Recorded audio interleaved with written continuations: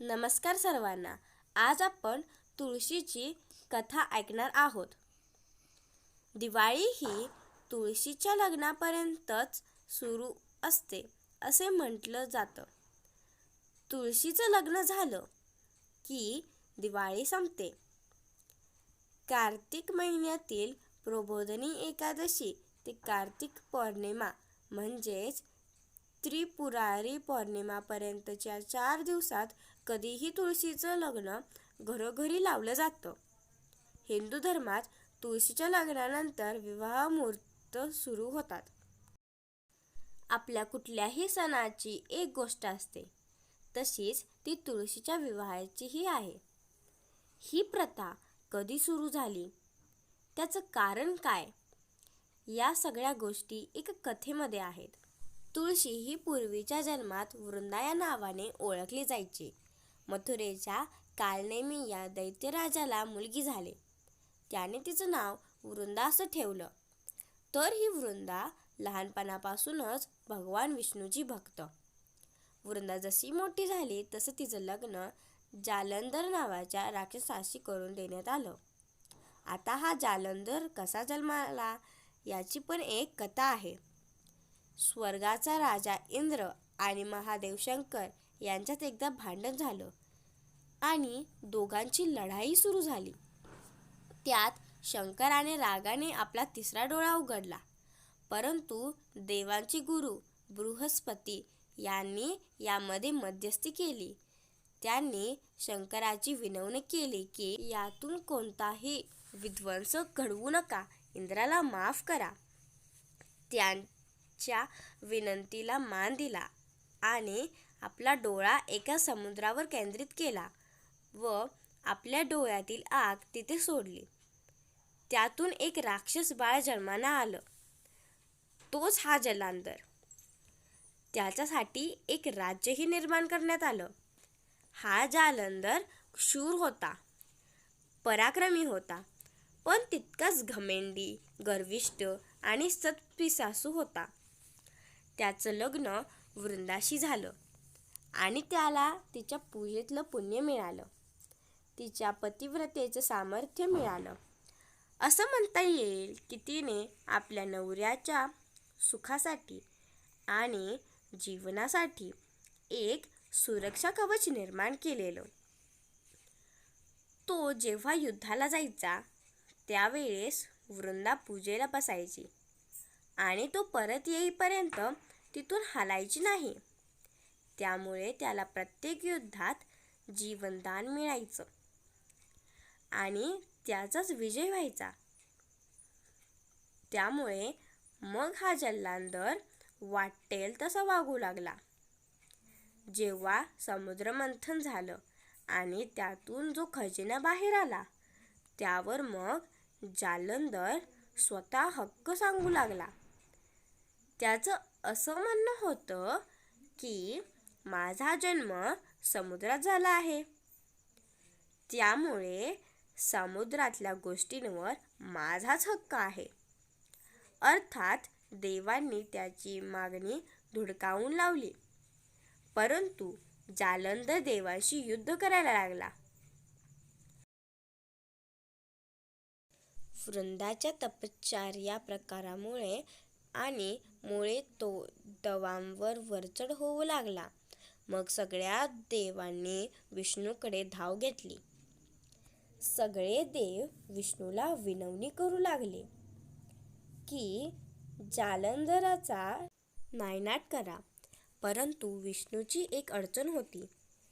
ती म्हणजे लक्ष्मीने त्याच्याकडून वचन घेतले होते की भगवान विष्णू जालंधराला मारणार नाहीत, कारण लक्ष्मी ही देखील समुद्राचीच कन्या. त्यामुळे जालंधराला ती भाऊ समजत होती. भावाचा वध आपल्या नवऱ्याच्या हातून होऊ नये असा तिचा उद्देश होता.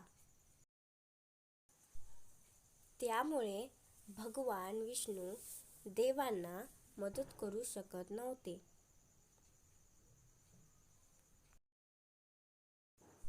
पार्वतीच्या सौंदर्याचंही वर्णन केलं.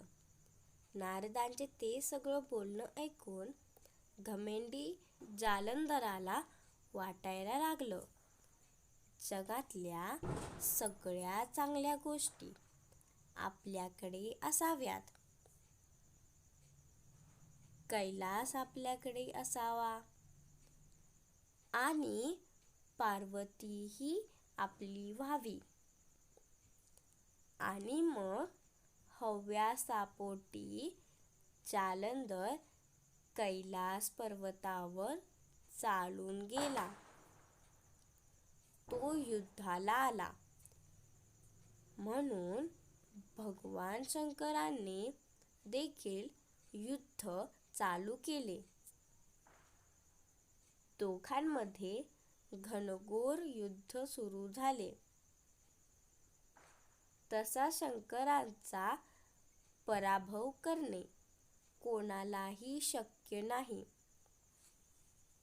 परंतु वृंदेच्या पूजेमुळे जालंधराचा वधही करता येत नव्हता.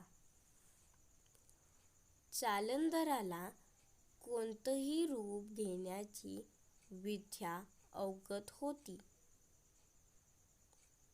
युद्ध करता करताच त्याने शंकराचे रूप धारण केले आणि तो पार्वतीकडे जाऊ लागला. परंतु पार्वतीने शंकराच्या रूपातील जालंधराला ओळखले आणि तिनेच जालंधरावरती हल्ला केला. जालंधर पळून गेला. मग पार्वती विष्णूकडे गेली आणि म्हणाली, जालंधराने आता मला फसवायचा कसा प्रयत्न केला, तसाच तुम्ही वृंदाबरोबर करा.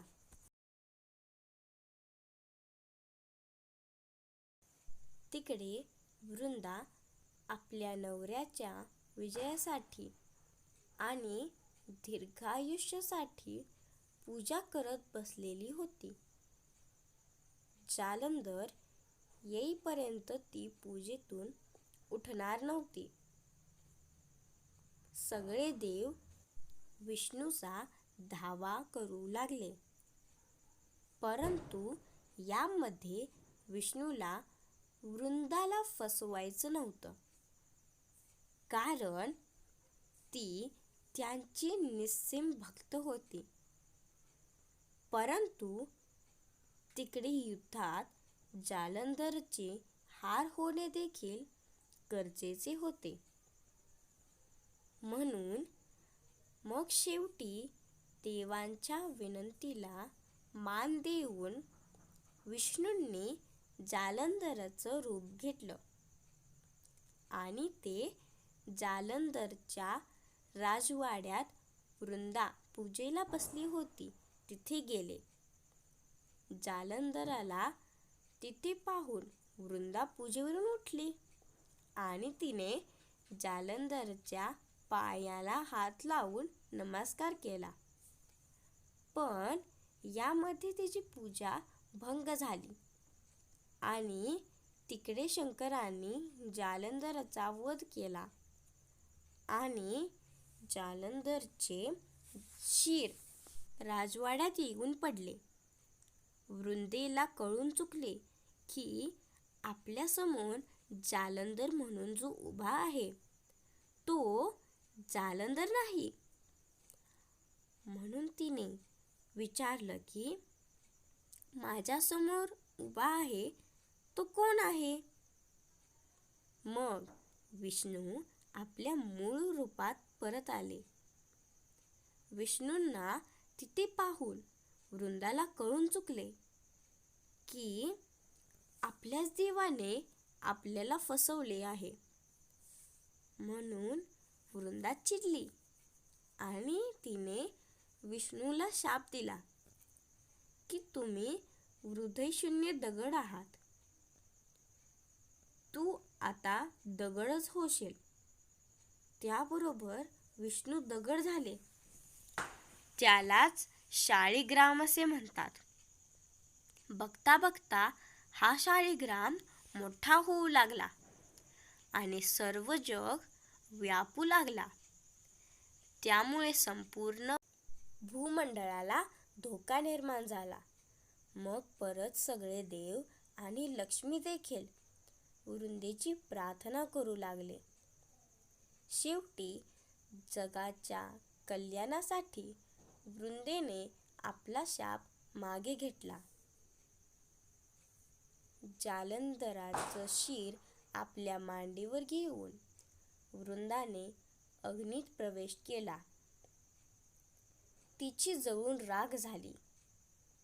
त्या राखेतून एक वनस्पती बाहेर आली.